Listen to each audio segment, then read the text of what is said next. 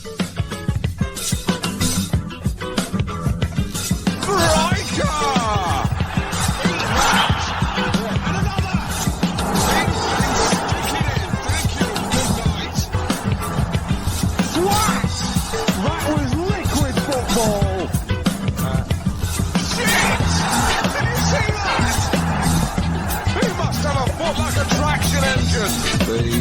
proof is in the pudding, and the pudding in this case is a football. Boom! Eat my goal! The goalie has got football pie all over his shirt.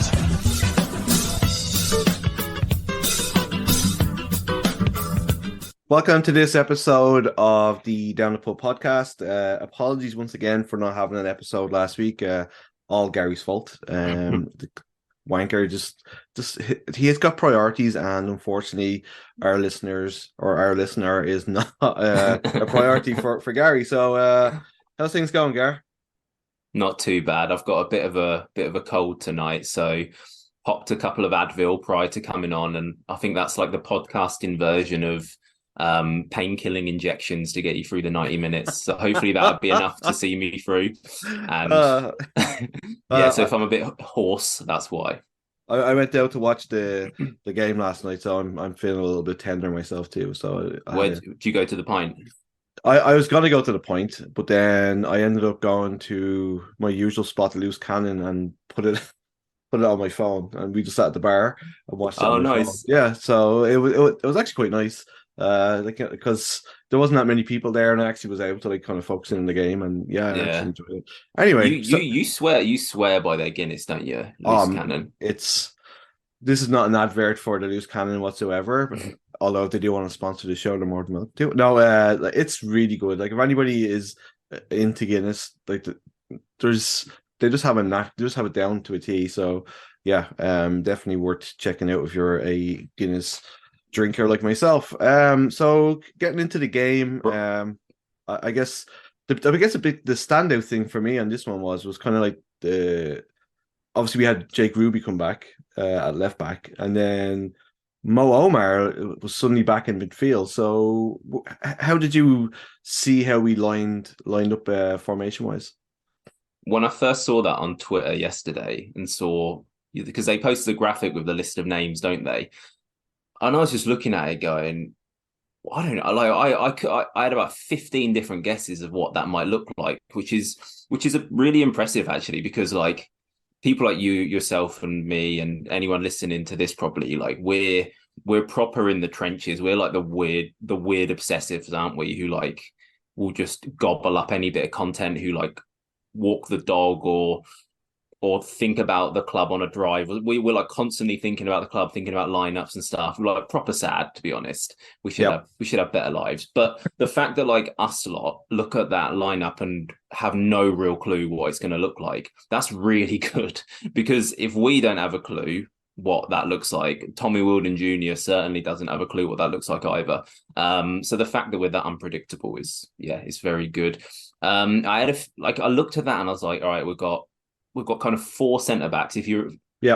Well, maybe even 5 centre-backs, because Ruby can be a centre-back as well. Like 5 centre-backs, but only 2 centre-backs will play. Like, so which one of them's going into midfield? It could be Kale Offrey, because he played there in college, or it could be Omar. Like that felt like the most logical person to go into midfield. And then the game starts, and like you kind of assume, all right, Omar played as a 6 for us before, played as a 6 in college. Our most defensive midfielder, he's probably going to be playing in the most defensive midfield position. But then you see him and you're like, oh, he's playing as an 8. He's playing close to their goal. What's going on here? And it was just like, it was kind of in stages, just trying to figure out what that looked like.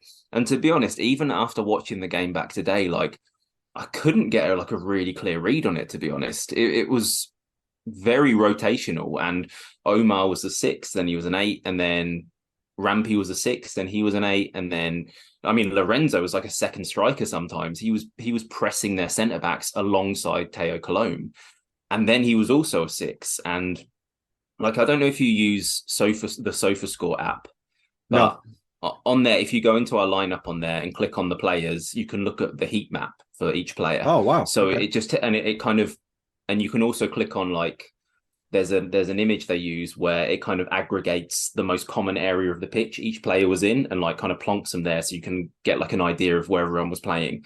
And if you like, I encourage anyone to go onto the app to look at our map for that game. Basically every single player except Daniel Nimick and I think Campagna at right back, every other player is basically in exactly the same position in the middle of the pitch, like really, really narrow.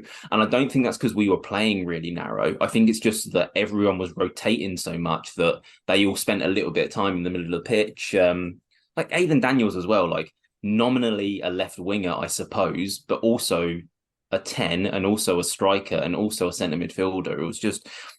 It was fascinating, actually. It's like watching some like distant stars like try and like move around each other. And yeah, so I haven't really got a clue what it was, but I enjoyed it.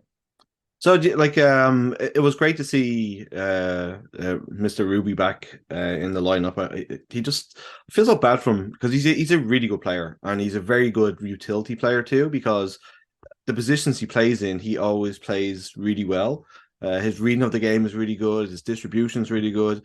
So it was still kind of odd seeing him kind of on the left wing kind of thing. But so how did you think that he made out on, which technically wouldn't be his assigned position? Again, yeah, another player whose role was really interesting because, like you said, he ended up on the left wing a lot of the time and would kind of play kind of with a back three, but then he would tuck back in as well. I used to be a bit weird about fullbacks playing like on their weaker side, but I've come round to it over the last year or so, just seeing a lot of top teams doing it. And kind of if you're a left back who's right footed like he is, you naturally kind of like control the ball with your back to the touchline. So it doesn't really matter if you're using your left foot or your right foot because he's not overlapping and crossing. So you need a left footer there if they're overlapping and crossing. But like in our team, in the way Patrice plays, like our fullbacks are more like stabilizers, aren't they? Like if you think about like when a kid's learning to ride a bike and they have the stabilizing wheels on, like that's what the fullbacks are for us. They're to allow our attacking players to do all of this rotational stuff because they're kind of solidly always going to be there, rarely getting anywhere near the opposition box. Like can you picture Christian Campagna, who played right back, being anywhere near the Cavalry 18-yard box? Didn't happen. Ruby did, because I think Aidan Daniels was tucking in so much there was a need for Ruby to do that. But yeah, I thought he was good. He's always good. Like he always comes back after. We haven't seen him for 6 months. Like we're fucking putting his picture on milk cartons, and then he rocks back up, and he's always like, oh yeah, he's back. 7 out of 10, 7.5 out of 10. So reliable, and hopefully he was taken off to like for load management reasons rather than injury. I heard he had a niggle, so let's hope that everything's okay. Because like at the press, like not to go back into the bloody press box, but at the press box, like the as you know, like the players who aren't playing watch the game usually from up there, and like just seeing him in there like so much, like kind of it's just he wants to get out there and play and all that kind of stuff, and it just seems to be like really weird niggly injuries like that are like just affecting him, and I really hope that the medical team get it right for him because he's a great player to have around because, as I said, he can play in so many positions that it's just great to have somebody like that. I did want to kind of just touch a little bit on, we kind of started off okay, and then Cavalry really got into the game, and they're like just before the goal and just after it, the first goal that they scored, they were putting us under immense pressure. Like we were finding it hard to break their press. We were finding it really hard to even get over our own half at times. What do you think that they did like to be able to do that? Like, was there a particular, like I felt a little bit that they were kind of honing in a lot on Lorenzo and weren't allowing him to play his normal game. Like Charlie Trafford was kind of buzzing around them quite a lot and not giving him the time and space that he's kind of had in his opening couple of games. And I felt that kind of slowed down our play a little bit, that we didn't have him just being able to do his usual thing. But was there anything in particular that you saw that like made the game kind of turn in their favor? I think Cavalry are just like turnover monsters. Like you said, Charlie Trafford, Jesse Daly, they're just very, very aggressive, and they're so good at winning the ball back high, like, and centrally as well. Like it's all well and good like winning the ball back on the wings, but you can't really hurt a team too quickly there. But if you win the ball back in central areas, then bam, within 2 seconds you're in on goal. And yeah, Charlie Trafford, Jesse Daly, just so good at that. And they were just snapping into whoever was playing as the six at any time or was part of the double pivot, they were just snapping into them the second they got the ball. And they were really good at breaking our connections. Like if you think about kind of a team at its best, like if you think about like a little invisible string connecting everyone, and like Cavalry just went around cutting that string, just like breaking the connections. They squeezed us so well, like they stepped up and they squeezed us so well that sometimes the distances between our midfield and Teo Cologne were just so big, and we'd kind of try and hit him long because there was no space to play through the thirds. And if it didn't stick to him, it would come right back. If we did try and play through the thirds, Charlie Trafford, Jesse Daly would just punch in and take it off us. And yeah, it was a good like 20-minute spell where we were really under the cosh, and I felt like we hadn't really got our legs yet, which is something that happens a lot in this league. I think when teams have to travel quite a long way, like slow starts, because you've been sitting on a plane for 5 hours the day before. You like probably haven't slept as well because you're in a different time zone. And we see it a lot with teams who come to Wanderers grounds. They're terrible in the first half, but then wake up a bit second half, and mixture of all those things. And yeah, we just couldn't find our legs for a little while. I was actually quite surprised that we left quite late to go to Calgary. I thought that was. When did they leave?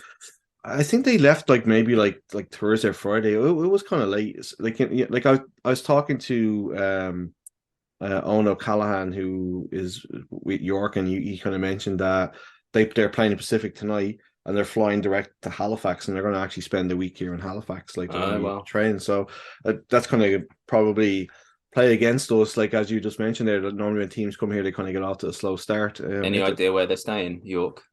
Well, I would imagine now that because like they're a bit tight on money, there's probably like a caravan park or something, or they're like camping out on the commons or something. I have no idea. But I'm just going to have a word with the chef, see if he can cook him up a nice lasagna the day before the game. The Tottenham recipe. Yeah, nice special Tottenham Hotspurs lasagna. Oh, fucking hell. Yeah.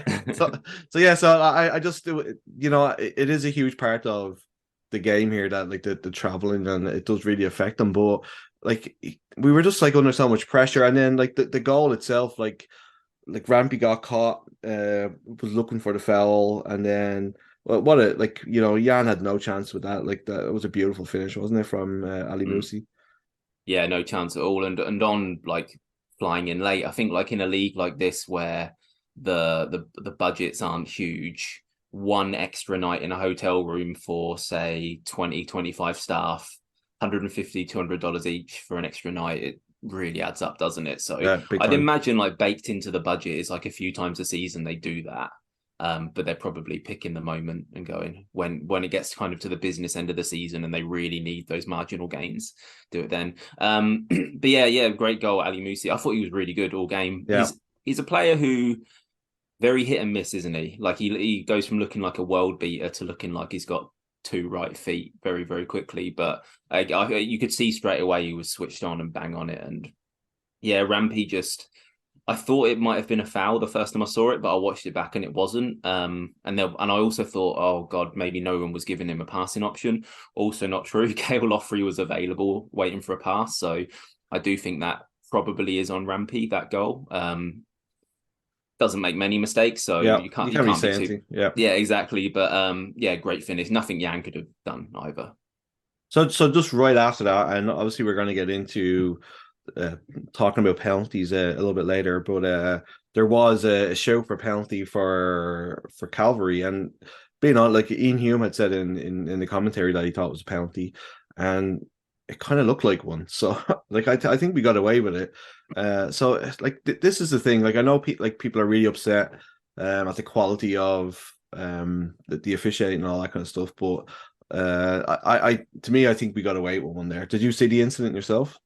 Yeah, I can't, like, to be honest, I haven't watched it back, but at the time I didn't think it was a penalty, but that's a 24-hour-old memory now, so it Yeah, I trust you if you've watched it back and Yeah, to like say it kind was. of like it just looked like that. He kind of mistimed it, and obviously like they were looking for it too, but like he kind of mistimed his tackle. So it's like it's kind of a lot of stuff is very relative. But just to kind of move on a little bit to obviously like the end of the half, like we just kind of just turned on a dime and just we just went off on one and Mm. like the I really think that like I recall like last year that Zach Fernandez was very underappreciated in the league and he wasn't nominated for any of the awards that were put up, and I thought that was kind of a bit of a mistake. Like this role he's playing now, like he's playing so well. Like he's what a player, and I think like Patrice is really bringing the best out of him too.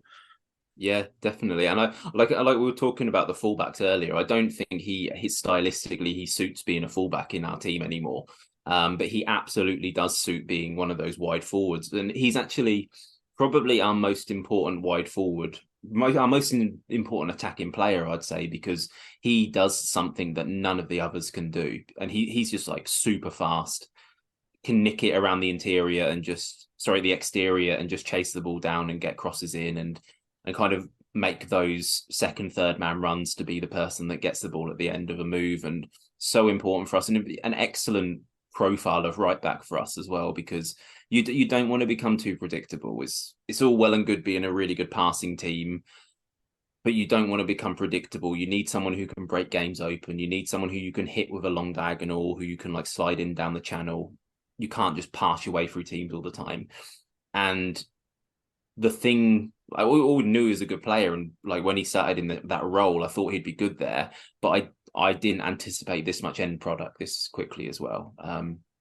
And it's two really good goals from similar scenarios as well. So it's obviously something they work on. But I must like the that goal. Like I mean, any striker would be proud of that finish. You know what I mean? Like Mm. like in the first half, he had one where he kind of it was kind of like a half chance and he kind of snatched at it, which you can kind of understand. But I mean, just the composure, like you just don't expect it from somebody who's like isn't technically a striker to be able to do that. And, I was so impressed with it. and he almost did what your coach not to do. Like any coach in that position would say to the player, like drill it across the goalkeeper, like a cross goal into the Yeah. far corner. But what he does, he kind of opens up his ankle a little bit and side foots it into the near post, which is, and I don't think the goalie was expecting that either. Carducci kind of looked a bit wrong footed because he'll face that sort of shot in training all week, and every single time the player will lash it across him into the bottom corner. So yeah, clever finish. Yeah, and even for our first goal, Carducci seemed a little bit flat-footed for that too. Like it was when the ball came in, I didn't even know that it didn't even look like we'd actually Cologne had actually like hit it, to be honest. But he got like the slightest of nick, which probably put Carducci off. But the build up play to that one too was exceptional. Like they were moaning for something, which I'm sure after every goal, every team seems to moan about something. But did you see anything in the build up that they could have been complaining about? Like it was I, kind of I weird. I think they were saying it was offside, and it wasn't Oh offside. That's what I think they were moaning at. But it was a confusing goal, wasn't it? Because I didn't think Coloma touched it at first. I thought yeah, me Lorenzo had too. scored. Yeah, and then when you watch it, like that nick was like super important because Mm. that kind of just took it beyond Carducci. But yeah, like the build up again, like and Patrice had talked before the season about a brand of attacking football and da da da da, and like you can see that, like even for Fernandez, Daniel's layoff was perfect. It's Mm. like we have some really technically good players. It's coming together, and it was just a shame that this kind of went against us. If you want to see like the platonic ideal, the perfect example of what Patrice wants the team to look like, there's a move in around the 52nd, 53rd, 54th minute. I don't really know which one. And it just all clicks all of a sudden. Jan's got it. Jan rolls out to the centre back. The centre back hits the fullback pops it back in. They pop it into the middle pops out to the winger.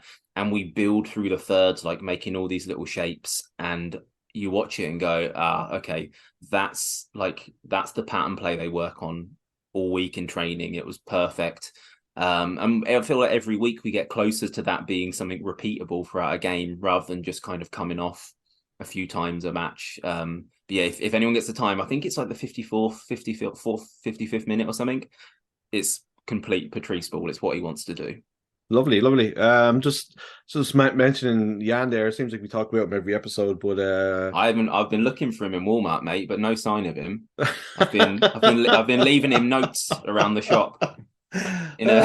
He's getting like I think he's kind of gone up market and he shops at Pete's now. So does he? Yeah, but mate, Pete's British section always makes me laugh. It's just like a load of pot noodles and some salad cream, and they're like, and then they've got a picture of like a phone box or something and one of the Queen's Guards. And it's always like they always have like random stuff that that nobody like would eat back in England, like they have like tinned haggis, or like the microwavable spotted dick. Like, I mean, are English people like microwaving spotted dick on a Sunday? Like, you know what I mean? They've taken like a characteristic of like a wealthy English gentleman and gone right. What do 85-year-old wealthy English gentlemen eat, and what are they into? And they've basically built their British section around that rather than and even like the cereals, like like when you if you go to like the foreign sections in any other places, like the American one will have Lucky Charms because we don't really get them here and all that kind of stuff. Like it's like Alpen. Like you can literally go to any store here and get Alpen. It's like I'm sure there's not much of a difference between UK Alpen and Canadian Alpen, to be perfectly honest. Yeah. I lived in South Korea for a few years, and the American section of the supermarkets there was just spam, just like just cans of spam. It's funny what other people's perception, I guess, is of people's and that's like obviously we're not going to get any sort of sponsorship from pizza after this, but I've kind of mentioned before on the show, the British Bakery out in Bears Lake, they have a really good selection of stuff that you will actually see at home or in the UK. So it's definitely. I went there and there was like 8 people queuing up to pay for their stuff. Every single one of them had at least 2 loaves of Warburton bread. Yeah, and that is what they're making a killing on, Warburton's bread. Yeah, and they make their own sausages, and they're like proper sausages from back home. So it's definitely worth a trip out. Anyway, moving away from us, turn this into a food podcast. So the second half then. Papadums or bread. Well, the second half then, it was kind of like almost like us. Each team was kind of canceling each other out, almost like we seemed, not too concerned about, but like we looked like we were in control. Like they weren't getting too many chances, and then obviously we have to talk about now the penalty incident. So what are your thoughts on it? Well, it wasn't a penalty. Is like the only. I think that's the only thing you can really say about it. Like the refs massively fucked up. That's basically like. It annoys me because as soon as it happened, I was like, "Oh God, we're gonna have to talk about this," because ref stuff is so boring, isn't it? But he made that decision with Kale Loffrey's back to him, so you have to be absolutely certain if the player's back to you, if the player has their back to you, that it's hit an arm, and he couldn't have been certain because it didn't hit his arm. The fact that the assistant has not called him over because the assistant's staring right at it. The assistant can see exactly what happened. The fact that he doesn't have a word with him and say no, it wasn't a penalty. It's just an awful decision, and it's cost us 2 points. So yeah, I don't know what did you make of it? Like, what else can be said? Well, the big thing for me from it is, as you mentioned, is there like the linesman or the lines person or the assistant referee, whatever we call him now. Like he was the one that should have stepped in there and said, no, that's not a penalty. Like you've got it wrong. And you wonder, like, is it like were they afraid to say something, or because they don't want to undermine the referee, or like did they actually think it was a handball? You know what I mean? Like you kind of wonder, in those situations, and obviously, like you never get to hear like anything from the officials afterwards, which is kind of a shame in a way that, like, you know, you can kind of walk you through their processes. Like that's the thing for me, is that, you know, like there was no communication between the one person who actually had a full on view of it talking to the person who couldn't have seen it properly. Like Ian Hume had made a really good point on One Soccer there, that like that the trajectory wasn't right for him to hit his hand. You know what I mean? So it didn't make any sense, like where the ref came from, like where he was seeing it. And the pace he gave the decision at as well. Like he didn't think about it. He just was like, boom, penalty. And like in moments like that, you need to take half a second to really that's the thing. Like and that's what I mean. Like why didn't he himself like go, okay, like I think it's a penalty. Let me go talk to the big decision. Let me go talk to the linesman and say, hey, like what did you see? You know what I mean? Like it just you're right. Like, and they kind of mentioned that too. Like I thought the chat they had on One Soccer was actually pretty good, because you had Ian Hume, who's obviously like he's played at the top level, and then Jordan Wilson, who's just coming from the CPL, and Jordan Wilson made the exact reference that you did. It was like, it's too quick. Like, why is he not taking a second? Like, nobody's going to think any less of him if he takes a second to think on it or whatever. And it's kind of good hearing from somebody who's played in the league saying that, you know, it's not good enough, you know. And I think it seems to be like a running team now, and it's obviously this league can't afford to have video system referees. So I think anybody who think, and I know there's a mini version of it you can have and all that kind of stuff, and but like we won't have that tomorrow. So something needs to be done where, you know, like the officials need to, like, there has to be a dialogue to try and fix it, because it just seems that's all we're having conversations about. You know, it's like I know, I think somebody had mentioned in the press conference afterwards about when we played Vancouver, the penalty that we should have had in that game. I didn't actually think that was a penalty, but it's like it's like it obviously when you don't have the video system referee, it's very like selective of what way you see things, but it's definitely a conversation that needs to be had. And like you've seen, like, now when in the Premier League, when they make a mistake with VAR, they come out and they apologize and all that kind of stuff.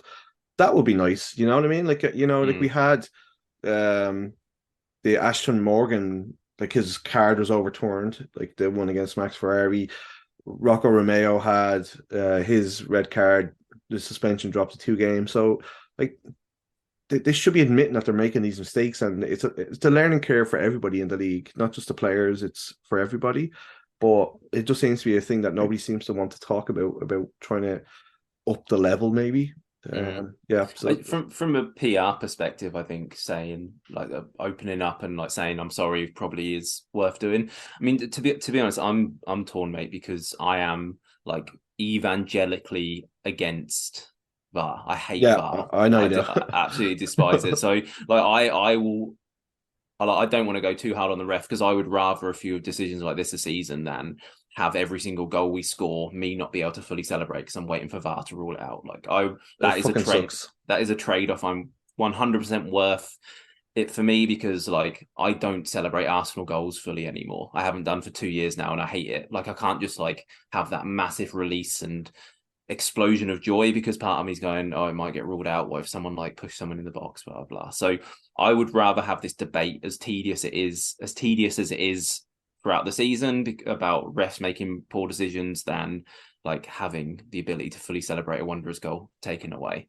to be honest. So yeah, he made a mistake, but he's human. So I definitely feel that we it's not going to be the last time we're going to be having to talk about it. And you know, the fact that they're bringing it up on One Soccer now too, it's kind of a good thing that they're opening a dialogue about it. And like, you know, I think people getting into stuff like online, like on Twitter, and you know, getting kind of shitty about it and like whatever, it's I don't think that's going to help.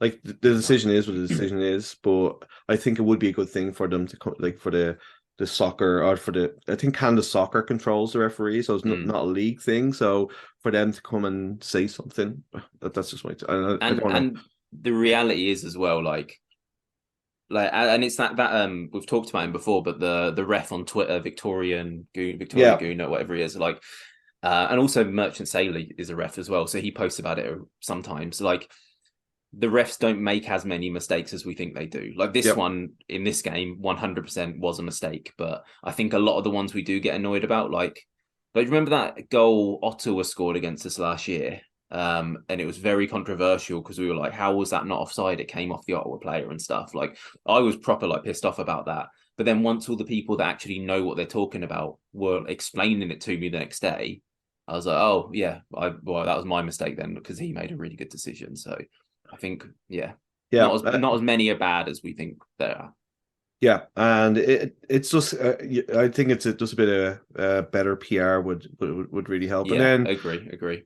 So moving away from that, like I said, like with these things, just my last little point on it is like they even themselves out over the year. Like, you know what I mean? Like, there's going to be, like I said, in the first half, they could have had a penalty and it wasn't given. So it's kind of like just, anyway. So just that while we're talking about this, I just want to tell a quick story. So when I was doing the press conference stuff in 2019, we played Valor at Wanderers grounds, and we won with a Nakeem Garcia penalty that was like a super, super contentious penalty. So I get into the press box after the game. I think it's me, Dylan, Merchant Sailor, and a couple of others. And Rob Gale bursts in, like, fucking waving his phone about with the replay of the penalty on the screen. He's like, lads, one of you better ask me again about this. It's scandalous. And we'll hover around him while he shows us the replay of the penalty. And he's like, lads, that was not a penalty, was it? And we're like, I don't know. And there's actually a picture of him doing that, showing us it on Reddit somewhere, because someone posted it who was in there. I don't know who. Anyway, so he comes in. That is amazing. He's like, lad, you better ask me about this penalty. So we're like, all right, yeah, whatever. Press conference starts, first up, I'm like, yeah, I'll take the first one. I'm like, Rob, what do you think of that? Do you think it was a penalty? And he's like, his answer is like, I can't talk about these things. I'll get a fine. Like, I can't talk about these sorts of questions. I can't answer them. I'll get a fine. And I was just like, you fucker. You just waited a question. Exactly. You've asked me to ask that, so you can think you're some Billy Big Bollocks manager who gives that sort of answer. You absolute slug. Oh, God. Anyway, yes, that's my I don't know how we got onto that, but I'm still bitter about it. I love Made it. a right twat of me. It's really funny how you just there's I do the same things. There's little moments throughout the time doing the podcast and whatever, that just little things that still irk me about stuff, and I'm I want to let it go, but I fucking can't. Hold a grudge. So just obviously there was some afters after the goal. I think Jan got punched in the stomach. There was then Kay Lockery came in and pushed somebody, and it was all a bit of handbags, but it was kind of obviously off the back of the penalty decision, and it kind of the game kind of had a bit of a spice to it, and they're kind of really added to it then towards the end, and then that free kick at the end. I in my heart when they got it, I was just like, they're gonna fucking score here. They're gonna fucking score. Lo and behold, it was so fucking. I turned the volume down before it, because I was like, I was the same as you. I was convinced it was going in, and I knew it would really annoy me hearing how happy their fans were. I know. So I volume down, and then I thought that was in as well. It was a massive let off. Yeah, and would have been not undeserved, because I think a point was probably fair. I actually, me too. I think I think that would have been unfair for us for that goal to go in, but I think a point for each side was actually a pretty fair result. So one of the big things that came from that is that and I kind of want to get your opinion on something. Obviously Lorenzo's going to be missing next week for York. He picked up 4 yellow cards in 5 games we played now, 6 games, whatever it is. Yeah. So is is he like a Paul Scholes and he's just really bad at tackling, or That's I've not thought of that comparison, but that's exactly what he is. Yeah, like he's 100%. it just seems so mad. It just seems so weird to me that like because obviously he's playing in the six, the position, and you're kind of like the line of defense before you hit the strikers, and like, but it just seems like just so many silly yellow cards that he's picking up. Like that he's just putting himself into this scenario for nothing really. You know what I mean? I wrote about when I did the season preview, the squad preview on the blog FromAways.com if anyone's interested. It's give myself a little plug. Yeah, it's probably the second best Wanderers blog out there now. maybe third, to be honest. Just kidding, yeah, it's amazing. I put on there like I think he's going to get a few red cards this season. I can't remember why. I must have watched something in one of the games that made me think that, but he's a terrible tackler. Like he can't time him for shit, can he? Like brilliant at everything else, but not a good tackler. So that will not be his last suspension for us. I'm just glad it's only one match. But also equally sad that that's one less time we get to see him at Wanderers grounds. But I feel like you caused this because was it like the last show when you said like you'd like to see him not play a game and see like what we would do without him. So it is your fault. But like, so how would you go about setting us up to replace what? Would you just like do a like for like with Rampy, or would you change the formation? Like how would you look at replacing him? Like what do we know about Patrice and his style of football? Like we know that he loves control. Like almost he's obsessed with having control of the ball. And when you lose Lorenzo, your key component of keeping the ball, then I don't think you can necessarily just plug someone in like for like and expect it to work the same way. So what I imagine he'll do is probably the other player we've got who's excellent at controlling the middle of the pitch is Riley Ferrazzo.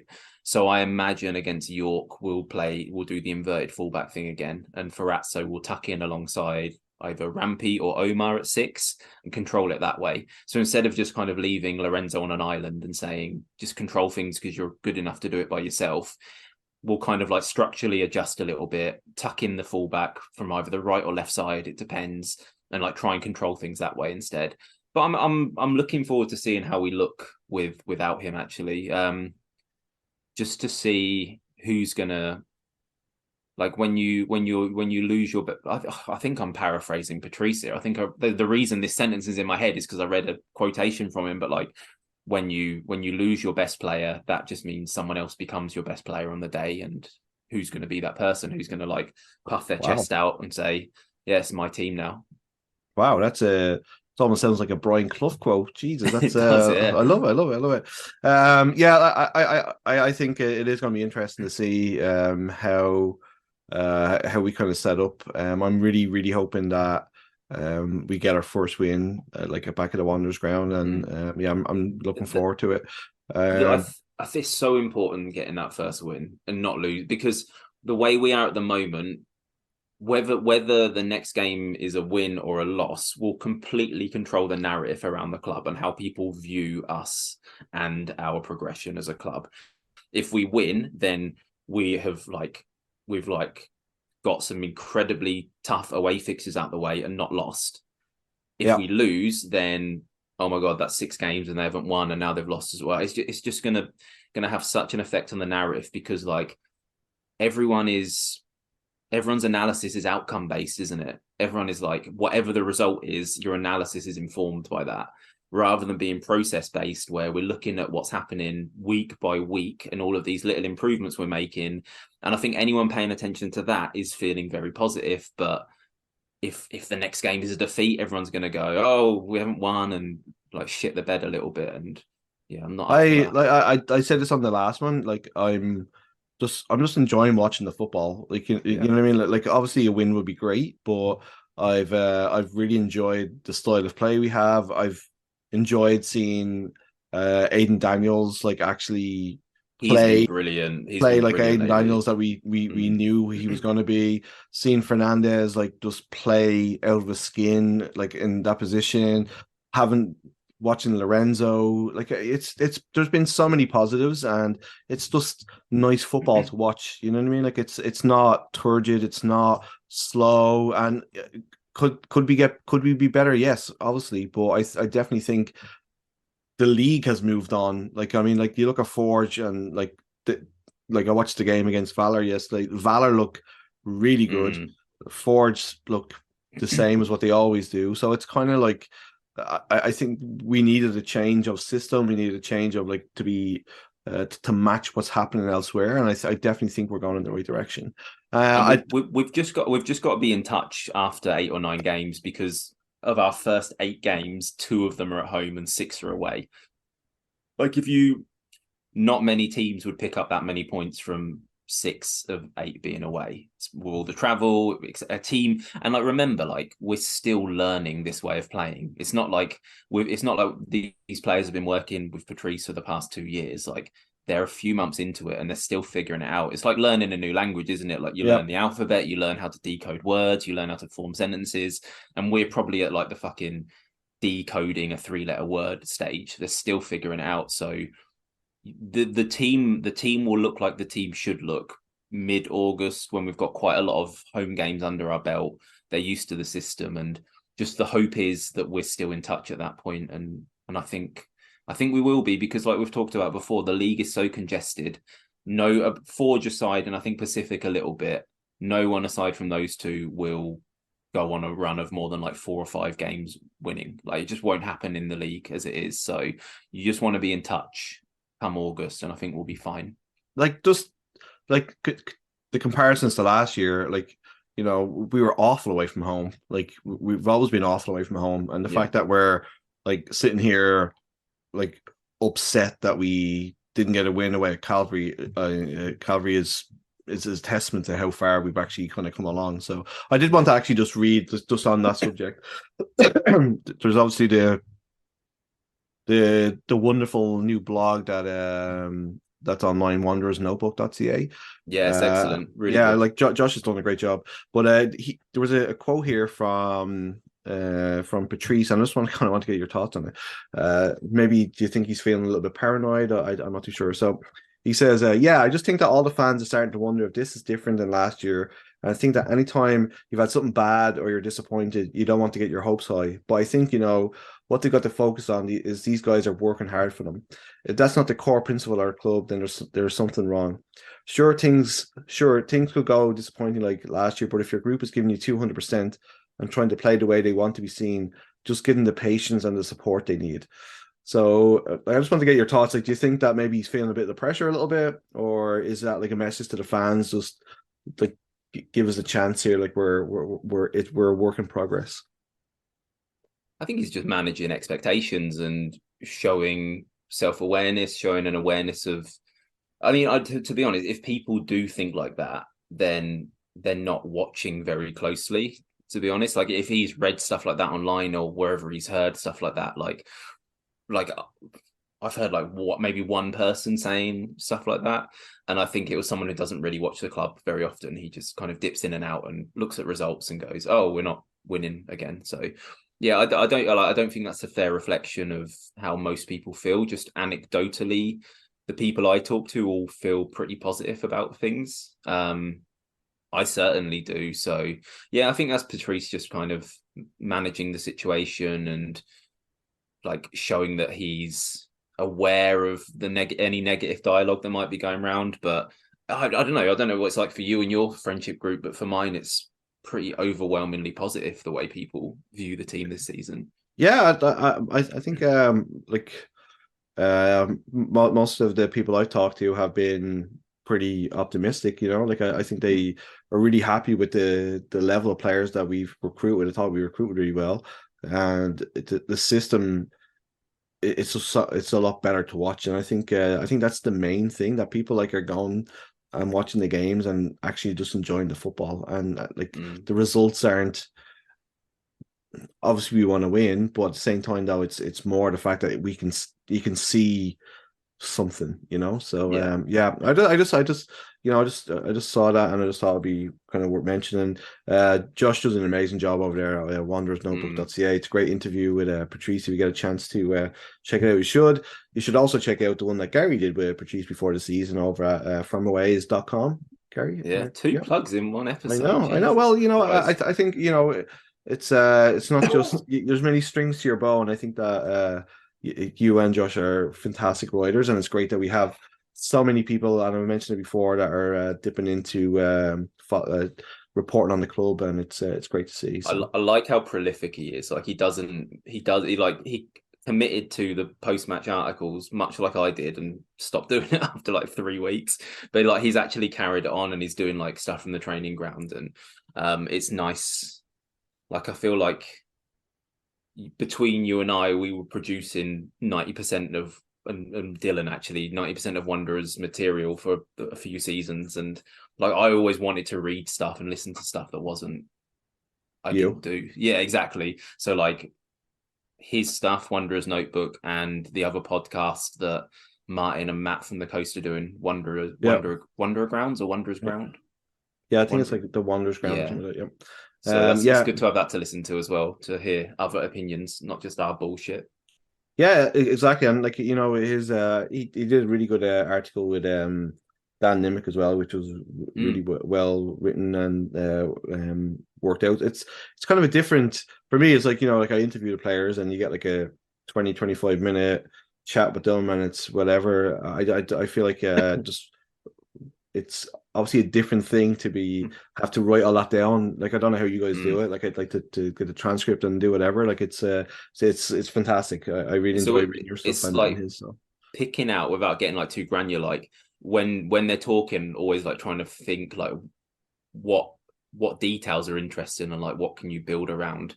And like always kind of like knowing when you're writing it up when to give the information yourself and when to kind of get out the way and use the quotation to explain the interview, what's going on and what they're feeling instead. It's like that balance. Yeah. Anyway, that's bullshitty writery stuff, but yeah, that's the alchemy of trying to like fit all the quotes in your own words together is fun. I like I said, like it's a skill, like it's a big skill, and you two are really good at it. So yeah, just before we go, Gar, you're man of the match. I'm gonna do like kind of a composite for this match and the Valor match collectively, and say Dan Nimick, who I think he's probably deserved it earlier than this game because he's been consistently fantastic. What a find! Like what a bit of scouting to go into NCAA and find a player like that and convince him that this is a project worth pursuing, because he's just such a good centre back, such a good modern, athletic, pacey centre back. Really good passer as well. Someone put together a compilation of his passes and actions against Valor, and he's got so many passes on him. Great tackler, great one-on-one defender, super athletic. So yeah, really, really happy he's with us this season, and he's one, mate. Like the first game he doesn't play in, we will notice he's not playing big time. Yeah. So yeah, Dan Nimick for me. Yeah, he's like mate. I just enjoy I kind of like watching defenders, and he's been phenomenal. Just his reading of the game and like his ability to use his strength to like push like people out of the way and like just kind of let the ball go behind. So like he's great to watch, and as you said, like, what a phenomenal passer the ball. It's great. I'm not even going to go into the Valor game, so I think on this one I'm going to give it to Fernandez. I thought he was deserved. Phenomenal. Yeah, I think he had a great game. It kind of feels nice not to be given one to Lorenzo, so it's kind of yeah. Can we really quickly before we finish just a word as well on? I know you mentioned it earlier, but Aidan Daniels, because he would have been a close second for me. I think he's having a really, really good season, and it's worth saying because I think you and I were a bit disappointed with him a lot last season. I think everybody was, to be perfectly honest. And I think he's really popping this season, and he's really looking. he's really looking switched on and like he's enjoying his football. And I loved his reaction to Fernandez's goal yesterday. He like proper celebrated it and was proper happy. And I think if you look at him a lot last season, he didn't project any sort of joy. He's just looked like he felt quite sad all season, it felt like to me. But he seems to be enjoying his football and he's playing really, really well. Yeah, because like towards the end of last season, like he wasn't playing very much, and he was kind of playing in spurts, and like he definitely, it's such a cliche, and I'm sorry, but like he does seem like a confidence player. And you know, like last season, I just think that he didn't go the way he wanted to. He probably wasn't playing in the position he wanted to, and I think you know, when we were talking to Jordan, like he quite rightly said that he's a really, really technically good footballer, but they need more from him in the defensive part of the game. And you can see he's running his bollocks off, which last year I think was what was upsetting people, that it was a perception of him not putting the effort in. You know what I mean? Like, you know, something would go wrong and he'd just be like, whatever. And he even said it himself, I think, in one of his interviews, like that, you know, like I'm not about making a 10-yard run or something like that. But this year, and I think it's right for you to do that. That, you know, if somebody that we're like a little bit critical of, like, we should also be willing to, you know, give them the kudos when it's deserved too. So fair play to you, Gar. Yeah, man, it's been a good one. Back to the Wanderers grounds next week. So can't wait. Hopefully I'll see you there. See you there, mate. Thank you. Take care, buddy. Bye.